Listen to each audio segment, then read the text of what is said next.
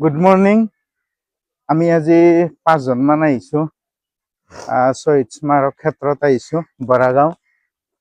মোৰ লগত জিত আছে, তাৰপিছত জ্যোতিৰ্ময় আৰু এইটো স্বপন। এতিয়া কথাটো হ'ল, আমি হঠাতে প্লেনিং কৰিলোঁ, 10 বছৰ মানত প্লেনিং কৰিলোঁ আজি যাওঁ গোটেইকেইজন একেলগে। তাৰপিছত ইহঁত মোৰ ঘৰলৈ আহিল, অলপ লাডু পিঠা দি দিলোঁ আৰু কোনো নাই, বিহু বুলি পানীতে দি দিলোঁ। সেইখিনি খাই গোটেইকেইটা একেলগে ওলাই আহিলোঁ। এতিয়া আহি মানে আমাৰ এই জ্যোতিৰ্ময় কিবা এটা কৈ আহিছিলোঁ। এতিয়া জ্যোতিৰ্ময়ৰ মনটো অলপ বেয়া আৰু কিবা এটা কাৰণত, উপায় নাই আৰু হৈ যায়।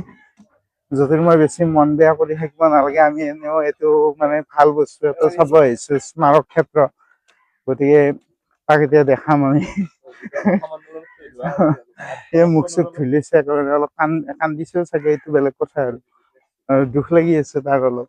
এতিয়া যি নহওক, আহিম বুলি ভাবি আছিলোঁ। আজি হঠাতে প্লেনিং হ'ল। এনেকুৱা মানে হঠাৎ প্লেনিং হ'লেই ভাল আৰু চাই যাম, ভাল লাগে, দেখি আছোঁ। আমাৰ লগত আৰু নজৰুল আছে। নজৰুলত একচুৱেলি সংগী আছে, সেইকাৰণে সি অলপ দেৰিকৈ আহি আছে। আমাৰ লগত আহি আছিল আধা ৰাস্তাত নামি, আকৌ এইখিনি আহি আছে।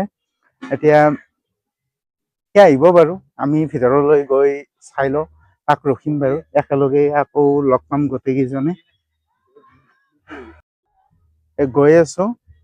পাৰ্কিং ব্যৱস্থা বৰ ধুনীয়া। আমি পাৰ্কিঙতে বাইক কেইখন ৰাখি ললোঁ। বহুত ডাঙৰ ঠাই হয় পাৰ্কিংখিনি।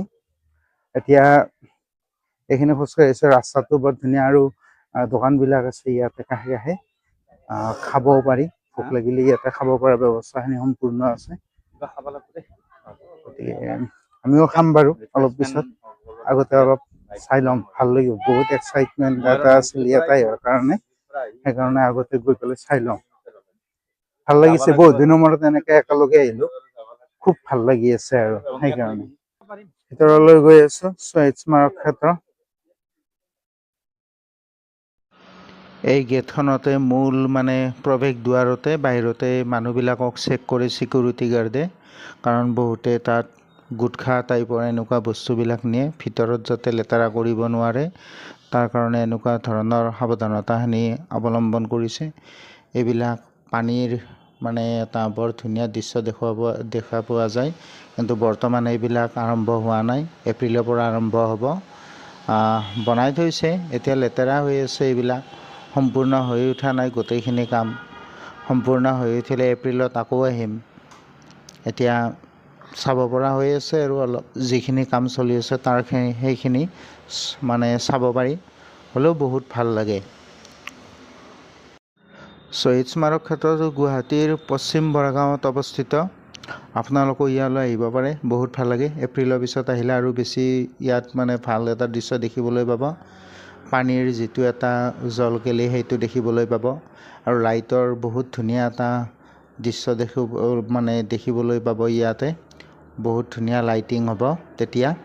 এতিয়া ৰাতিপুৱাৰ সময়ত বাহিৰৰ যিখিনি ঠাই মানে যিটো প্ৰেক্ষাগৃহ, য'ত অৰ্ধ প্ৰতিমূৰ্তিসমূহ আছে, এইটো য'ত আমি এতিয়া আছোঁ, এইটো তাৰমানে ৰাতিপুৱা খুলি দিয়া নাযায়। ৰাতিপুৱা মানে 11 বজাৰ পৰা খোলা থাকে।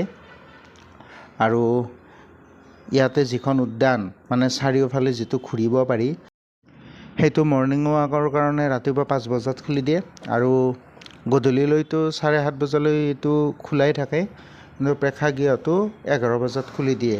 এনেদৰে দেৱালবিলাকত সেই সময়ত মানে লোৱা যিবিলাক প্ৰতিবাদী সমদলৰ ছবি, সেই ছবিসমূহ এনেকৈ আঁৰি থোৱা আছে, বহুত ভাল লাগে। ছবিসমূহত বিৱৰণটো দিয়া আছে, কোনটো সময়ত কি ছবি লোৱা হৈছিল, কোনটো কিহৰ ছবি, সেইবিলাকো লিখি থোৱা আছে। মানুহৰ নামো ঠায়ে ঠায়ে দিয়া আছে। পেপাৰত কেনেকৈ সেই সময়ৰ ঘটনাৰাজি বিস্তৃত বিৱৰণ দিয়া হৈছিল, সেই পেপাৰসমূহো ইয়াতে দিয়া আছে, নিউজ পেপাৰসমূহৰ। অসম আন্দোলনৰ 1979 চনৰ পৰা 1985 চনলৈ যি মানে এটা সময়, সেই সময়ৰ গোটেইখিনি ছবিয়ে ইয়াত দিয়া আছে। বহুজনে মৃত্যুবৰণ কৰিছিল নিজৰ মানে জননীক বচোৱাৰ কাৰণে সেই সময়ত 860জন মানুহৰ নিজৰ প্ৰাণ বলিদানৰ পিছত আমি আজিৰ এই পৰিৱেশটো পাইছোঁ। অসম আন্দোলনত তেওঁলোকে বিভিন্ন সময়ত মৃত্যুবৰণ কৰিছিল। 1979 চনৰ পৰা 1985 চনৰ ভিতৰৰ কথা এইখিনি। আৰু তেওঁলোকৰ ইয়াতে প্ৰতিমূৰ্তিসমূহ, অৰ্ধ প্ৰতিমূৰ্তিসমূহ এনেকৈ ৰখা হৈছে, নাম ঠিকনা দিয়া আছে। বহুতৰে ইয়াতে প্ৰতিমূৰ্তিসমূহ দেখিবলৈ পোৱা নাই, কেৱল নাম আৰু ঠিকনা আছে। প্ৰতিমূৰ্তিসমূহ বনাবলৈ ফটোখন পোৱাটো দৰকাৰ। ফটো যিহেতু পোৱা নাই, সেইকাৰণে ইয়াতে প্ৰতিমূৰ্তিটো ৰাখিব পৰা নাই। লাহে লাহে সেইখিনি হৈ উঠিব বুলি আশা এটা কৰিছোঁ আৰু বিভিন্ন দল সংগঠনক এই সম্পৰ্কত দায়িত্ব অৰ্পণ কৰা হৈছে অসম চৰকাৰৰ ফালৰ পৰা। এতিয়া আমি ওপৰ মহললৈ গৈ আছোঁ। ধ্যান কেন্দ্ৰ হয়। এপ্ৰিলৰ পিছত আৰু বেছি ভাল লাগিব, গোটেইখন যেতিয়া প্ৰতিমূৰ্তিৰে ভৰি পৰিব। এইটো মেডিটেশ্যন চেণ্টাৰ, ভাল লাগে। এতিয়া বাহিৰৰ পিনে যাম আমি। বাহিৰত মানে এইটো কৰিডৰ হয়, এইটোৰে ৰাতিপুৱা মৰ্ণিং ৱাক কৰে সকলোৱে ইয়ালৈ আহি। গোটেই উদ্যানখনতে এইটো মানে ঘূৰিব পাৰি, গোটেই উদ্যানখনতে আছে।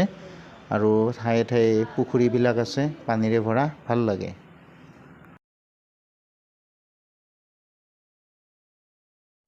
স্মাৰক ক্ষেত্ৰ আছে, ইয়াতে এখন কেণ্টিন আছে, ভালকৈ চাহ ধোৱাই নাই, অলপ অলপ কৰি থৈছে। এপ্ৰিলৰ পৰা সম্পূৰ্ণ খুলিব।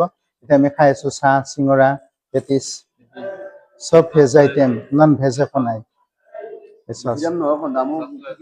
দামো ঠিকে আছে, চাহত 20 টকা, পেটিছত 20 টকা, চিঙৰাটোত 30 টকা। মানে চিঙৰাটো তেলত ভজা নহয়, অলপ বেলেগ ধৰণে বনাই, ভাল লাগিব খাই। খাই চাওঁ আৰু আমি চালো, কেনেকুৱা লাগিল ক'ব, যেতিয়া ক'ব। কেনেকুৱা লাগিল? ভালে লাগিল, বহুত শান্তিৰ পৰিৱেশ, বহুত ধুনীয়াকে সংৰক্ষিত কৰি ৰাখিছে, পৰিষ্কাৰ আছে, পৰিচ্ছন্নতা ভাল, বঢ়িয়া বঢ়িয়া, একদম ভাল লাগিল। সানডে আপোনাৰ ফেমিলি চেমিলিৰ লগত আহিব পাৰে, ধুনীয়া গোটেইখিনি সুবিধা আছে। আৰু এপ্ৰিলৰ পৰা যেতিয়া আৰম্ভ হ'ব, তেতিয়া আৰু ধুনীয়া লাগিব, গধূলি বেছি ভাল লাগিব। ঠিক আছে, আকৌ নতুন ভিডিঅ' এটাত আমি গোটেইকেইজনে লগ পাম। আমি মানে মাজে সময়ে ফুৰিব মানে এটা প্লেনিং কৰি আছো, ক'ৰবাত ফুৰিব যাওঁ, ভালো লাগে একেলগে এনেকুৱাকে আহি। নেক্সট ভিডিঅ' আকৌ বনাম, তেতিয়া আকৌ আমি এইকেইজনে লগ পাম। স্মাৰক ক্ষেত্ৰ চালো, বহুত ভাল লাগিল। আপোনালোকো ইয়ালৈ আহিব। ভিডিঅ'টো ভাল পালে লাইক, কমেণ্ট, শ্বেয়াৰ কৰি দিব। ধন্যবাদ।